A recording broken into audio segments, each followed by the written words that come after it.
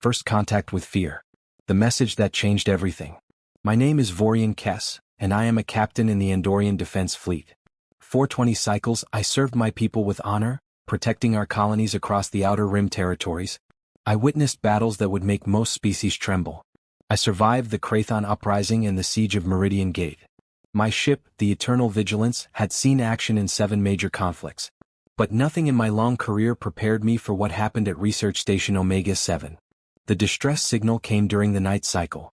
Research Station Omega-7 was a scientific outpost located in neutral space, housing researchers from 12 different species. They were studying ancient artifacts from a long-dead civilization. 3,000 souls lived and worked there, pursuing knowledge for the betterment of all. Then the Dravisk came. The Dravisk were a nightmare made flesh. They were a parasitic species that consumed other life forms to fuel their expansion. Their ships were biological horrors, grown rather than built, and they traveled in swarms that blotted out stars. Once they infested a world, nothing remained but barren rock and death. 6 civilizations had already fallen to their endless hunger. When the distress call reached us, my fleet was 4 hours away. We pushed our engines beyond safe limits, racing against time.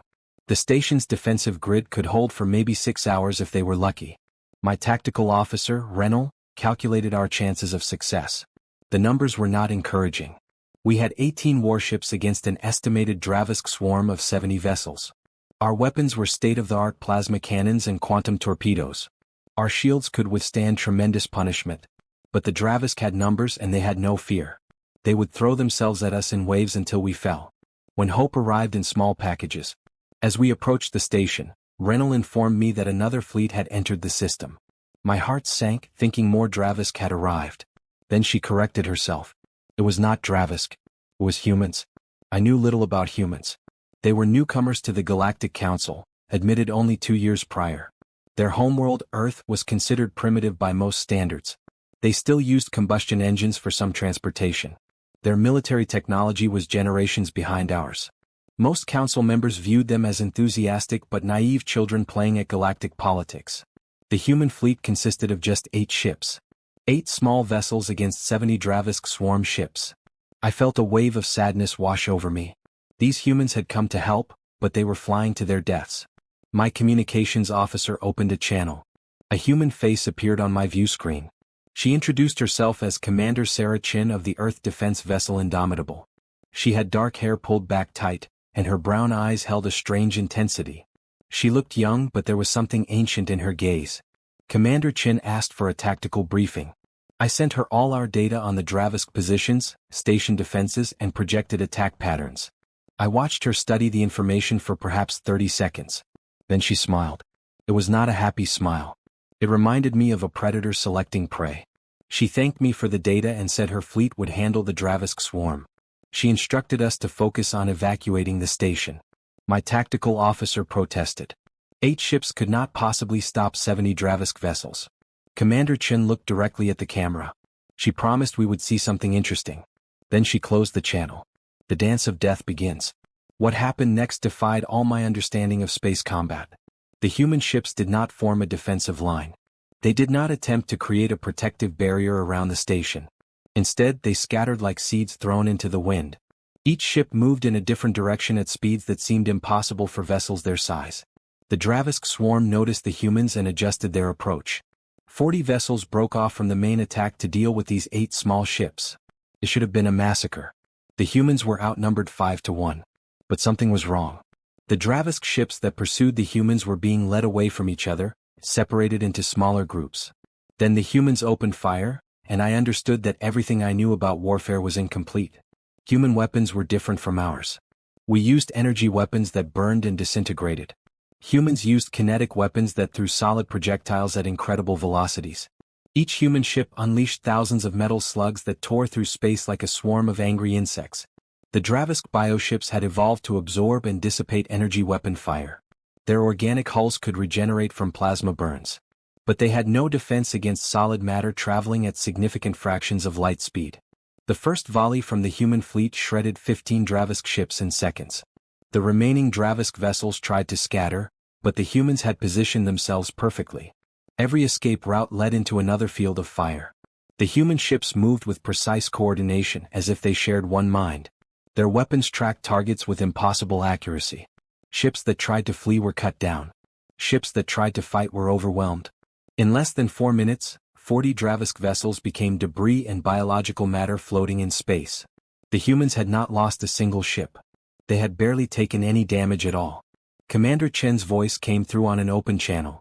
She informed me that the immediate threat to my fleet was eliminated. However, 30 Dravisk vessels remained near the station, and they had begun landing ground troops. She requested permission to coordinate a joint surface operation.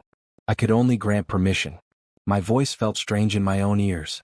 I had just watched 8 primitive human ships destroy a force that should have obliterated them. What were these humans? The ground trembles with human fury. The research station had been breached in 17 locations. Dravisk warriors had infiltrated the lower levels and were hunting civilians through the corridors. My ground forces consisted of 300 Andorian shock troops, the finest soldiers my species could produce.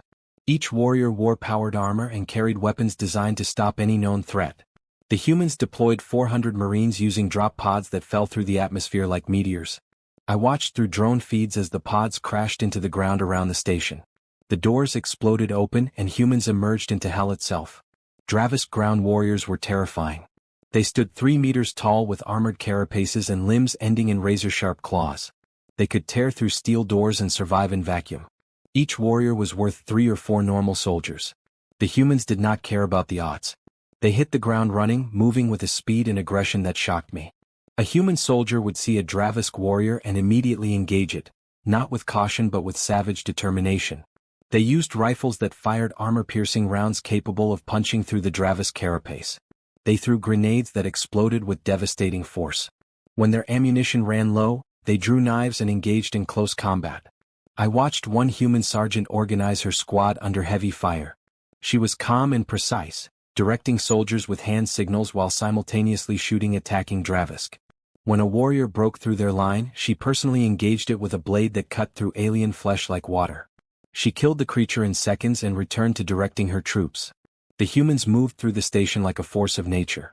They cleared corridors with brutal efficiency. They rescued trapped civilians without hesitation, carrying wounded researchers while still fighting off Dravisk attacks. One Marine held off 6 warriors alone while evacuating a group of children from various species. He survived, though his armor was shredded and his body covered in wounds. My own troops joined the fight, and I must admit the humans impressed my soldiers deeply.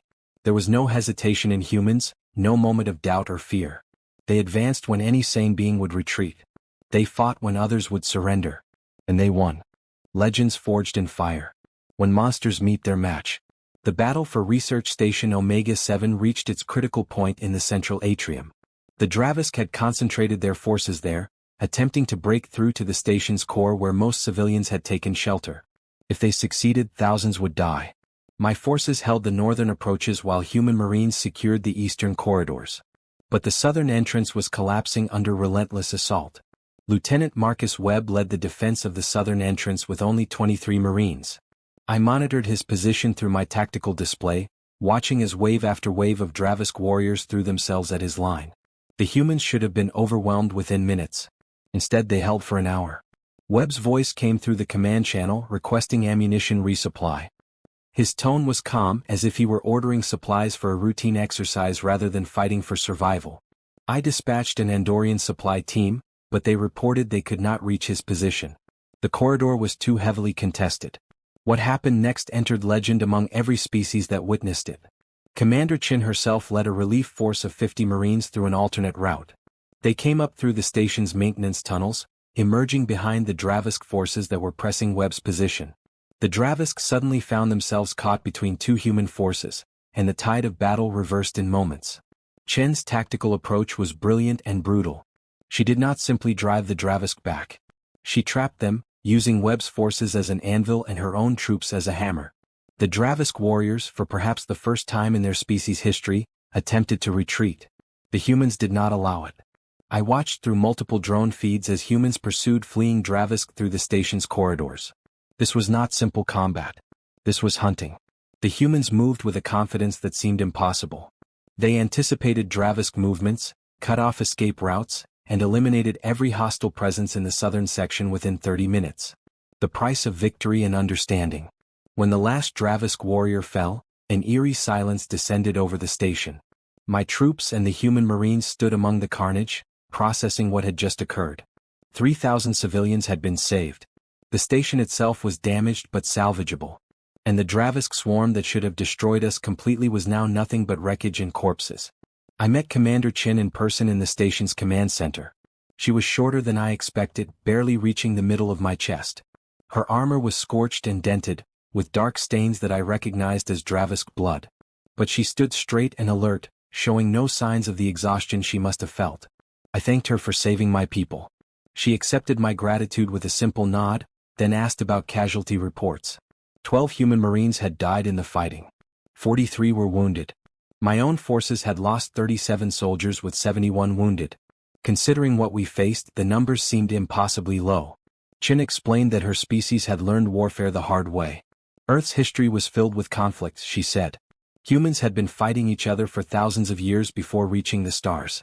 They understood violence in ways that peaceful species could not. War was woven into their cultural memory. But it was not just violence, she continued. It was adaptability. Humans survived on a world that tried to kill them constantly. Predators, diseases, natural disasters, and their own tribal conflicts had forged them into something unique. When faced with impossible odds, humans did not surrender. They adapted, improvised, and overcame. The truth about humanity. Over the following hours, as we coordinated rescue operations and secured the station, I spoke with many human soldiers. Each conversation revealed more about these remarkable beings. A young Marine named Jackson told me about Earth's history of warfare. He spoke of ancient battles where humans fought with primitive weapons. He described wars that killed millions, yet humanity survived and grew stronger.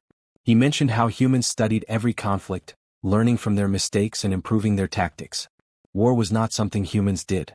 It was something they had perfected over millennia. Sergeant Maria Cortez shared her perspective while treating wounded civilians. She said humans felt fear just like any species.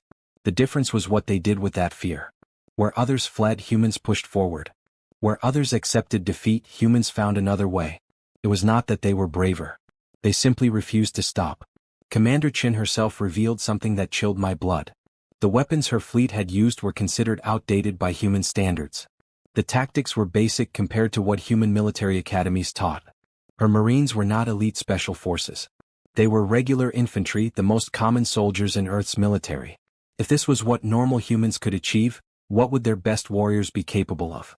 A new perspective on the galaxy. 3 days after the battle, my fleet prepared to depart Research Station Omega-7. The station was secure, repair crews were working, and survivors were being transported to safe locations. The human fleet would remain for another week to ensure complete security. Before leaving, I had one final conversation with Commander Chin. I asked her a question that had been troubling me. Why did humans help us? They owed the Galactic Council nothing. Their species was new to space with their own problems and concerns. Why risk their lives for strangers? Chin looked at me with those ancient eyes in her young face. She said that humans believed in protecting those who could not protect themselves. Throughout their history, humans had often been at their best when defending others. It was part of who they were. Besides, she added with a slight smile, the Dravisk threatened everyone. It was better to stop them here than wait for them to reach Earth. As my ship pulled away from the station, I reflected on everything I had witnessed. The Galactic Council had viewed humans as primitive newcomers, barely worthy of notice. We had been catastrophically wrong. Humans were not primitive. They were tested. They were not weak. They were tempered by centuries of conflict. They were not naive. They were experienced in ways we peaceful species had forgotten. The galaxy was about to change, and humanity would be the catalyst for that change. Other species would need to adjust their thinking. The humans were not joining galactic civilization. They were reshaping it. The legend spreads. Word of what happened at Research Station Omega-7 spread quickly through the Galactic Council. Initially, many dismissed the reports as exaggerations. 8 human ships destroying 70 Dravisk vessels? 400 Marines defeating thousands of Dravisk warriors? Surely the stories were embellished. But the evidence was undeniable. Sensor logs, combat footage, and testimonies from multiple species all confirmed the same incredible tale. Humans had achieved what seemed impossible. Military analysts from a dozen species requested copies of the human combat recordings. They wanted to understand these tactics and weapons. The humans shared some information freely, holding back only their most advanced capabilities. What they did reveal shocked military minds across the galaxy. Human warfare was not about having the best technology. It was about using whatever tools were available with maximum efficiency. It was about adaptation, creativity, and an absolute refusal to accept defeat. Human soldiers trained constantly, studying historical battles and theoretical scenarios. They prepared for every possible situation, then prepared for impossible ones too. The Andorian High Command revised their military doctrines after studying the human approach. Other species followed. The humans had not just won a battle. They had demonstrated a new philosophy of warfare that would influence galactic military thinking for generations.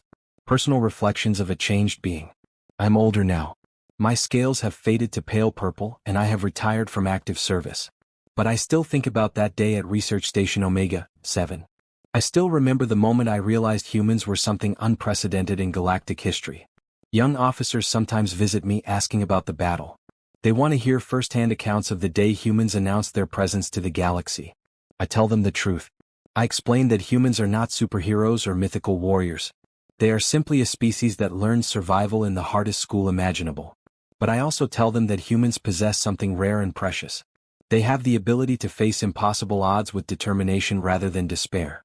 They can look at a no-win scenario and find a way to win anyway. And most importantly, they will fight for others even when there is no benefit to themselves. The galaxy has changed since that day. Humans now serve in every major military force. Human tactics are taught in academies across 100 worlds. When a crisis emerges, governments ask if humans are available to help. The species we once dismissed as primitive newcomers has become indispensable. As for the Dravisk, they attempted 3 more incursions into Council space. Each time human forces responded. Each time the Dravisk were driven back with heavy losses. After the 3rd defeat, Dravisk raids in our region of space ceased entirely. Intelligence suggests they spread warnings about humans throughout their swarm networks. Even parasitic hive minds can learn to fear. I learned something profound that day at Research Station Omega 7.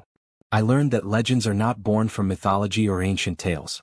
Legends are forged in moments of crisis when ordinary beings do extraordinary things. And I learned that humans, these strange primates from a violent blue world, are the stuff of legends. They walked into galactic civilization quietly, and within years they became the warriors others called when darkness threatened. Not through conquest or domination but through sacrifice and courage. The day I fought beside humans was the day I witnessed the birth of legends. And I am grateful I survived to tell the tale. End of story.